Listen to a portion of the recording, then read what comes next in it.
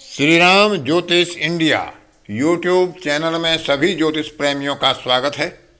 आज की कक्षा का विषय प्रसंग है जन्मकालिक शुक्र से गोचरवश शुक्र का शुभ या अशुभ प्रभाव किस प्रकार से विचार किया जाता है। सूर्य, चंद्रमा, मंगल, बुध और गुरु के गोचरीय प्रभाव हर ग्रह के ऊपर से क्या शुभ और अशुभ प्रभाव देते हैं उसके बारे में पहले बताया जा चुका है। इसी कड़ी में आज शुक्र के गोचर का विचार प्रारंभ कर रहे हैं। तो पहली कड़ी में शुक्र का गोचर शुक्र के ऊपर से क्या प्रभाव देता है, कितने दिन तक उसका प्रभाव रहता है, किन किन कारकत्वों को वह प्रभावित करता है और जिस भाव में बैठा होता है उस भाव के फलों को और जिन भावों का स्वामी होता है उन भावों के फलों को शुभता में या अशुभता में किस प्रकार से प्रभावित करता है, उसके ऊपर सैद्धांतिक विचार करेंगे। जब राहु और केतु तक की सारी कड़ियां पूरी हो जाएंगी उसके बाद उदाहरण के साथ किस ग्रह से किस ग्रह का गोचर किस प्रकार से उसको प्रभावित करता है अपनी दशा, अंतर्दशा और प्रत्यंतर दशा में शुभ और अशुभ गोचर होने पर, उसका विचार किया जाएगा।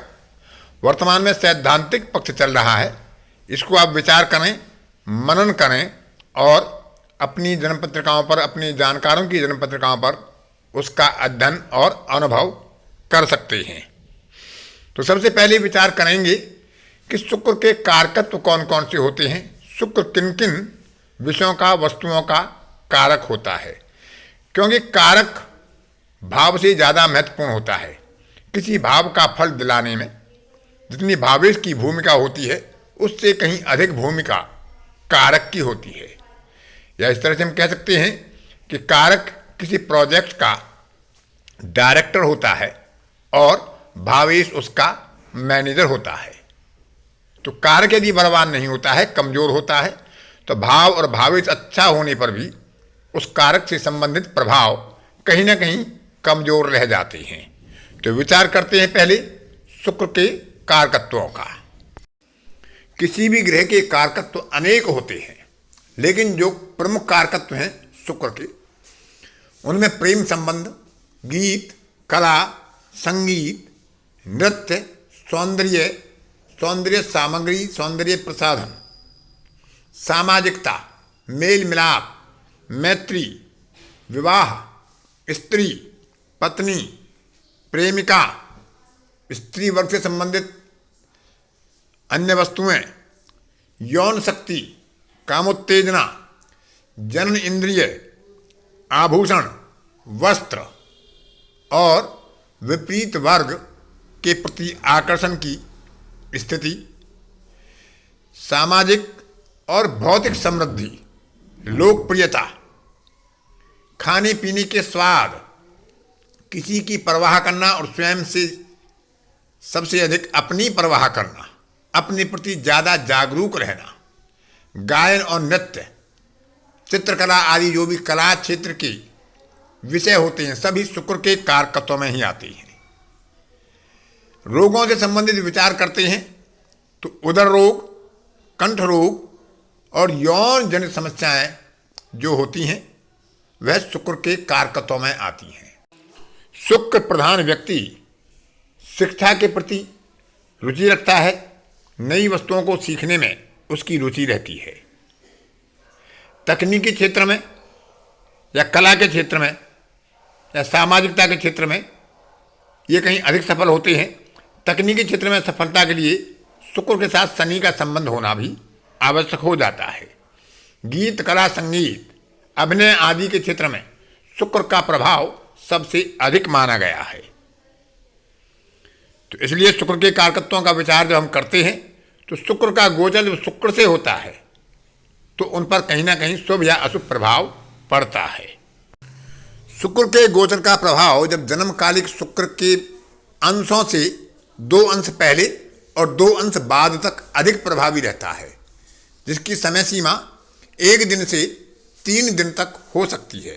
क्योंकि शुक्र एक तीव्रगामी ग्रहों में आता है, सूर्य के निकट रहता है, सूर्य से 2 भाव आगे या 2 भाव पीछे जा सकता है, बहुत दूरी पर जा नहीं सकता। तुला इसकी मूल त्रिकोण राशि होती है और वृष इसकी स्वराशि होती है।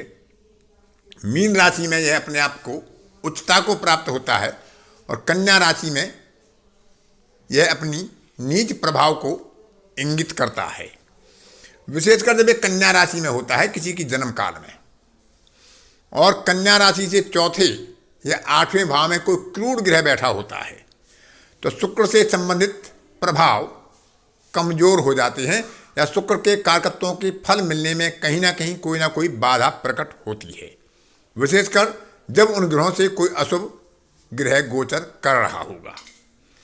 तो इस तरह से यदि शुक्र किसी की जन्म पत्रिका में शुभ स्थिति में होगा, बलवान स्थिति में होगा, और उससे गोचर प्रभावित त्रिकोण या एकादश का होता है शुक्र का, अंशात्मक स्थिति में 2 अंश के निकट होता है, तो वह बहुत ही शुभ प्रभाव देने की क्षमता रखता है, विशेषकर जब शुक्र की दशा अंतर्दशा या प्रति अंतर्दशा चल रही हो। लेकिन यदि शुक्र पाप प्रभाव में हो, पाप कर्तृयोग में हो, पाप दृष्टि में हो, शत्रु राशि में हो, नीच राशि में हो, सूर्य के साथ बैठकर अस्त हो गया हो, निर्बल हो गया हो, षड्बल में कमजोर हो, तो उपरोक्त फलों में कमी करता है। विशेषकर जब शुक्र का प्रभाव गोचरवश जन्मकालिक शुक्र से केंद्रीय होता है, तब इसका प्रभाव कुछ अधिक कमजोर माना जाता है, कारकत्वों के प्रभाव को कमजोर प्रकट करता है। शुक्र का प्रभाव गोचर में जन्मकालिक शुक्र से यदि शुभ स्थिति में होता है, त्रिकोण में होता है, एकादश संबंध में होता है और अंशों के निकट होता है, और शुक्र की स्थिति गोचरवश भी और जन्मकालीन भी बलवान और शुभ होती है, तो ऐसे कालखंड में सामाजिक और पारिवारिक संबंधों में मधुरता बढ़ती है, जातक को प्रेरणा शक्ति प्रबल मिलती है और वह दूसरों को भी प्रेरणा देने की क्षमता रखता है।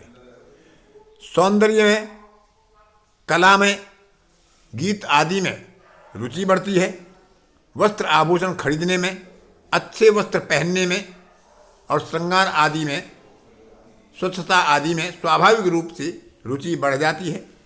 छोटी छोटी यात्राएं जातक ऐसे कालखंड में करता है जो उसके जीवन के लिए लाभदायक सिद्ध होती हैं। जातक भावना प्रधान अधिक रहता है, अपनी भावनाओं पर उतना काबू नहीं रख पाता है, इसलिए ऐसे समय में जातक को भावनाओं पर यदि ठेस पहुंचती है तो उसका दुष्प्रभाव भी उसे झेलना पड़ सकता है। इसलिए ऐसे कालखंड में अपनी भावनाओं पर जातक को नियंत्रण रखना चाहिए। भोग सामग्री के प्रति उसकी रुचि बढ़ जाती है, स्वादिष्ट भोजन करने में उसकी रुचि बढ़ जाती है और समृद्धि की प्राप्ति और भौतिक सुख प्राप्ति के लिए उसकी लालसा या कामना अधिक तीव्र हो जाती है और उसके लिए वह सफल रूप से प्रयास भी करता है और उनको प्राप्त करने की क्षमताएं वृद्धि करता है, उनको प्राप्त भी करने में सक्षम रहता है। लेकिन यदि यही प्रभाव अशुभ स्थिति में होता है, अर्थात जन्मकालिक शुक्र से षडाष्टक संबंध हो, गोचरीय शुक्र का, अथवा केंद्रीय संबंध हो, अंशों में बिल्कुल निकटता हो, तो सामाजिक और पारिवारिक संबंधों में स्थिति प्रतिकूल पाई जाती है, प्रेरणा शक्ति का अभाव हो जाता है, सुंदर वस्त्र आभूषण और स्वादिष्ट भोजन में रुचि या उनकी प्राप्ति में बाधाएं आती हैं। जातक अपनी ही लापरवाही के कारण अपने ही कार्यों को बिगाड़ लेता है, अपने ही संबंधों को बिगाड़ लेता है और अपनी सुख को बाधित कर देता है। जातक कला गीत आदि का विरोध करता है और कला गीत आदि में यदि उसकी रुचि भी होती है तो वह अनैतिक कला या अनैतिक रूप से गीत आदि में उसकी रुचि बढ़ती है। कंठ संबंधी, गले में कोई विकार, उदर संबंधी, पाचन संबंधी विकार या यौन संबंधी रोग जातक के लिए कष्टकारी हो सकता है। लेकिन क्योंकि शुक्र का प्रभाव जन्मकालिक शुक्र से अधिकतम 3 या 4 दिन तक ही रहता है, तो यह कोई दीर्घकालिक रोग पैदा करने की क्षमता नहीं रखता है, अल्पकालिक समस्या पैदा कर सकता है। पाचन शक्ति को प्रभावित करके 2-3 दिन के लिए जातक को पीड़ित कर सकता है, कंठ में कोई विकार पैदा कर सकता है या यौन जनित कुछ समस्या या यौन आकर्षण में कुछ अनैतिकता प्रदान कर सकता है।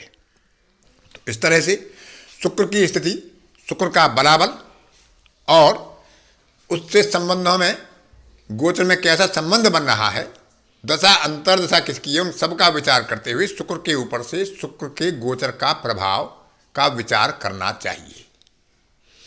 क्योंकि शुक्र असुर गुरु है और बृहस्पति देव गुरु हैं, और बृहस्पति और शुक्र दो ऐसे ग्रह हैं जो हमेशा शुभ ही माने गए हैं।